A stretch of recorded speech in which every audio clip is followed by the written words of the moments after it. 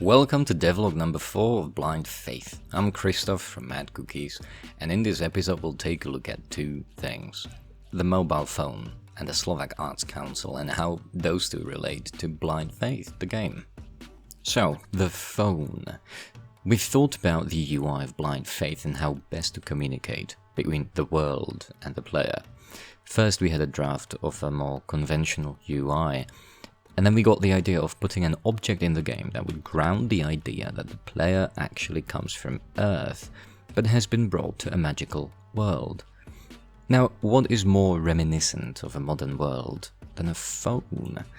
That brought us to the idea of using the phone for more than just a gimmick, giving it real functionality, real use cases in the game. We've got a lot on the drawing board. First things first, I whipped out Blender and modeled the phone, set up simple materials and quickly threw it in Godot.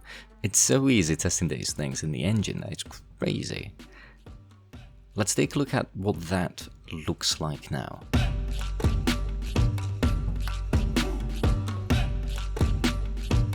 Not bad, but we can do better. Let's design UI for the phone. First we get the UVs for the screen in Blender, re-export, and once that is in place we can run a test in Godot to see whether the material works properly. And it does. So we try a simple texture. This is done by rendering a UI node as a texture onto the material of the screen. And after a bit of tweaking and some more UI work, we get this weird looking app that is controlled by the player's mind or a mouse, whatever floats your boat. I also wanted to add a smooth follow to the phone, so I clicked my knuckles and got to work with code. Obviously I'm a pro and know exactly what I'm doing. What even is this, people? Alright, so change of plans. We're making a kung fu simulator where you hit people with the phone you're holding. A few tweaks later, we get a version that actually looks like it should, and not the previous weird stuff, with a hand getting vector information from mouse speed, and then it lerps back to its original values. So this is what it looks like at the moment. And where will this go, you ask? Well, saying there's a gazillion options for what the phone could be used for is an understatement.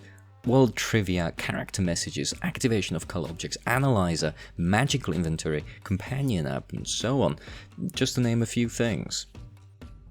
The last part I'd like to talk about is FPU, aka Slovak Arts Council, which is a Slovak fund which financially supports game projects with potential and also being made in Slovakia.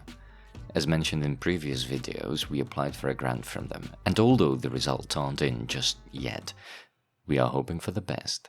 Should the deal come through, it would mean a year of partially paid development for the game. So if you've got friends there, let them know that this game absolutely rocks. And that's that, folks. Thanks for watching, subscribe if you haven't. We're also quite active on Twitter and Instagram, check links in description. Stay tuned for the next episode, and have a lovely day.